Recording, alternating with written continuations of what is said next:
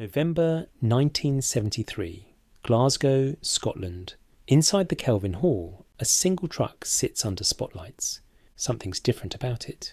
It's wider than anything else here. The lines are sharper, modern. People move closer to get a better look. Nobody in this room knows what's about to happen. This machine is going to change everything. British truck drivers are about to get something they've been begging for, something they've never had. And the British truck makers, they won't see it coming. This is the story of how one Dutch truck changed British roads forever. Let's go back to the early 1970s.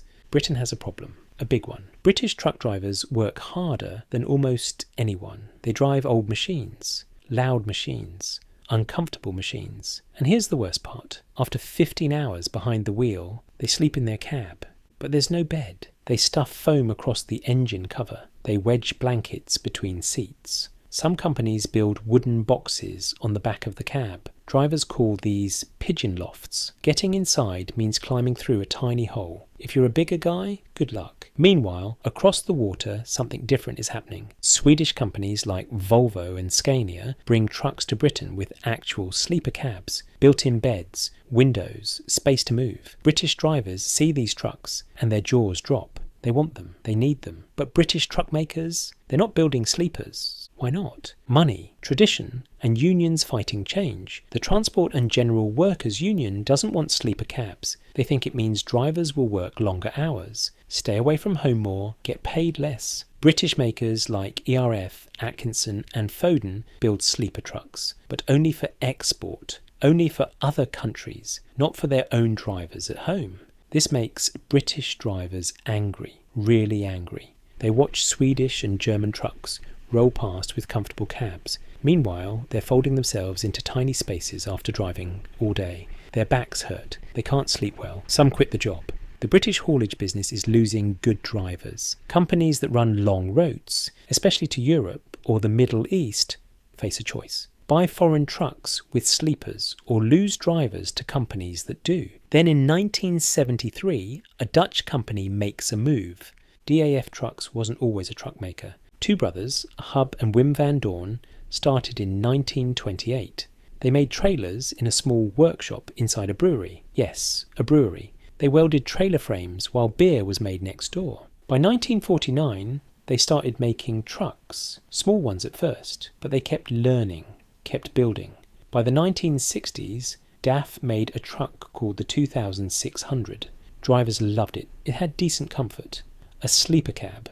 It wasn't fancy, but it worked. The 2600 earned a nickname, the mother of international road haulage. DAF learned something important. Drivers want comfort. Give them a good place to rest and they drive better. They stay with your company. They tell other drivers. So in 1973, DAF built something new, something bigger, the DAF 2800. This wasn't just an upgrade. This was different. The cab measured 241 centimetres wide. That's about 20 centimetres wider than the old model. In a truck, that's massive. It's the difference between cramped and comfortable. But width wasn't the only thing. The 2800 had a tilt cab. The whole front tilted forward. Mechanics could reach the engine easily. Repairs got faster. Drivers got back on the road quicker. Inside the cab felt like a different world. 2 full-size beds. Not tiny bunks, not foam on the engine cover, real beds. Each one measured 1,900 millimetres by 600 millimetres. You could actually stretch out. The mattresses had angled edges so you wouldn't roll off during the night. The dashboard looked modern, wood effect finish, everything within easy reach. The centre console had spots for 2 flasks, separate cigar lighters for driver and passenger, even separate heater controls. The seats came from Bostrom, Viking 301E suspension seats. The passenger seat had armrests and a headrest, comfortable for long trips. But the real shock? The engine.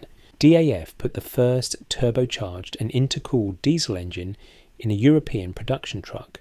The DKS 1160 engine, 11.6 litres. It made 320 horsepower and 1,260 newton meters of torque. That's more power than anything else on British roads at the time. Other engine choices existed too. The DKTD made 280 horsepower. The DKA made 250. British customers could pick what they needed. The turbo intercooler did something special. It pushed more air into the engine. More air meant more power, but it also meant better fuel use. The engine ran cooler. It lasted longer. No other truck maker in Europe had this technology yet. DAF was first. November 1973, the Kelvin Hall Scottish Motor Show in Glasgow. DAF brought a 2800D TKD tractor to Britain for the first time. Dave Mansell ran DAF Trucks GB. He stood next to that truck with a notebook full of orders. He made a promise to the press. "We'll double our UK business in 12 months. People didn't believe him. The British truck market was crowded, competitive, brutal. Scania and Volvo already had footholds. Mercedes-Benz and MAN were pushing in. British makers like Leyland, ERF and Foden weren't going down without a fight. But Mansell knew something they didn't. Drivers would talk. Early adopters took the risk. David J. McPherson, a haulier from the North East, bought one of the first 2800s. His truck, registration TUP270M, became famous. DAF used it in advertisements. Other drivers saw the ads. They started asking questions. A C. Biggs of Berkshire bought a 2800 prime mover. They named it Miss Alicia. Registration HJB600N. DAF brought journalists to test it. The truck performed perfectly. Reviews came out positive, really positive. Then something happened that no one expected. Drivers started demanding 2800s. Not asking, demanding. Good drivers are hard to find. Always have been. Companies need them more than drivers need companies. So when a driver said, "I want to drive a DAF 2800 or I'm going somewhere else," companies listened. The comfort made a difference. After a 12-hour shift, a driver could climb into a proper bed. Not a plank, not foam, a bed. They slept better, woke up refreshed, drove safer. The power made a difference too. The 2800 climbed hills easier than British trucks. It cruised at higher speeds without straining. On European routes, it kept up with traffic. On Middle East runs, it handled heat better. Word spread fast. By the 1974 Earl's Court Show in London, Dave Mansell stood in front of reporters again. He delivered his promise. UK sales had doubled in just 12 months.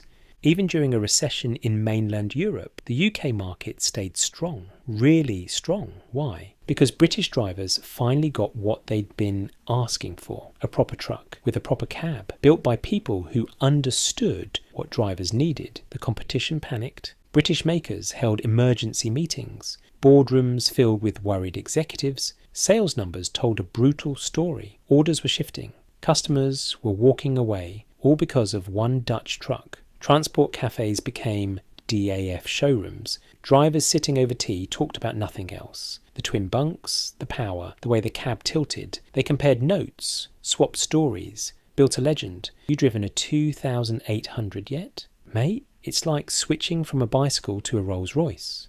That's how drivers talked. And when drivers talk, companies listen. Some British firms tried fighting back with price cuts. Didn't work. Others offered better financing. Still didn't work, because this wasn't about price. It was about respect. Respect for the person behind the wheel. Respect for the work they do. Respect for the fact that they deserve a proper place to rest after driving all day. DAF understood that. British makers were learning it the hard way. The 2800 wasn't just taking market share, it was changing expectations permanently. British truck makers saw the writing on the wall. If they didn't build comfortable sleeper cabs, they'd lose business. Simple as that. Volvo had their F88 sleeper. Scania had their LB110 and LB140. Now DAF had the 2800. British companies finally started offering sleeper options at home, not just for export, for British drivers. ERF upgraded their cabs. Foden added sleepers. Atkinson made changes. Even Leyland, the giant of British trucks, had to adapt. But DAF kept pushing. In 1975, they launched the Supercontinental version. This targeted Middle East routes, long-haul international work. The cab got extra equipment, a butane cooker, a stainless steel sink, 80 litres of water storage, a 6,000 BTU catalytic heater for when you parked in the desert. Drivers running to the Middle East loved it. It was like having a tiny home on wheels. In 1979, DAF made another move. They released the 2800 DKSE, super economy engine, same turbo intercooling, but producing 276 horsepower and a lower 1,800 ARPM. The torque hit 929 pound-feet at just 1,300 RPM. This meant something important. Better fuel economy. Fuel costs matter. They always have. A truck that uses less fuel saves money. Lots of money over a year. The DKSE helped companies save thousands of pounds. DAF paired it with a ZF 16-speed gearbox. 16 gears gave drivers the right ratio for any situation. Climbing hills, cruising highways, pulling away with heavy loads. For the British market, where speed limits were higher, DAF offered a fuller 9-speed gearbox instead. The top gear let you hit 66 miles per hour at 1,800 RPM, perfect for British motorways. Then came the Visor system. This was clever, really clever. A black box monitored the engine.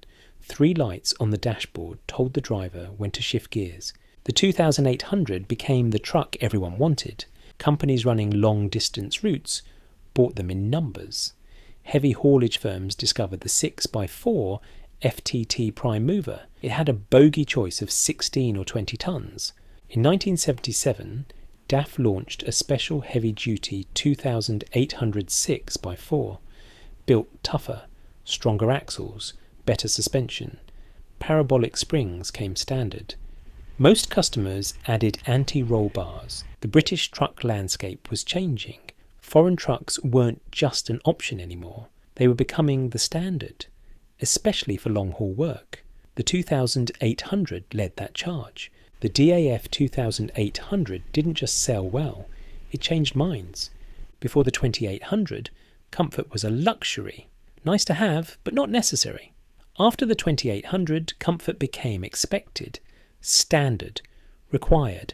Drivers wouldn't accept bad working conditions anymore. 2 beds, space to move, heat that worked, a cab that tilted for easy repairs, power that made the job easier.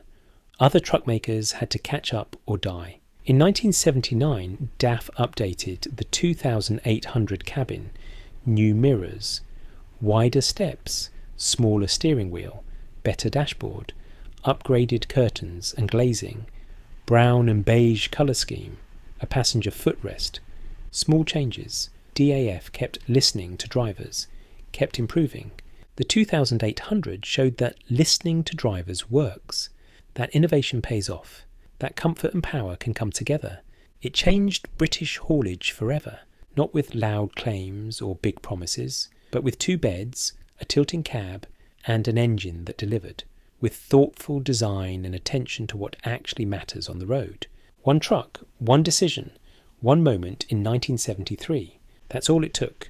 The DAF 2800, the Dutch machine that proved British drivers deserved better and got it.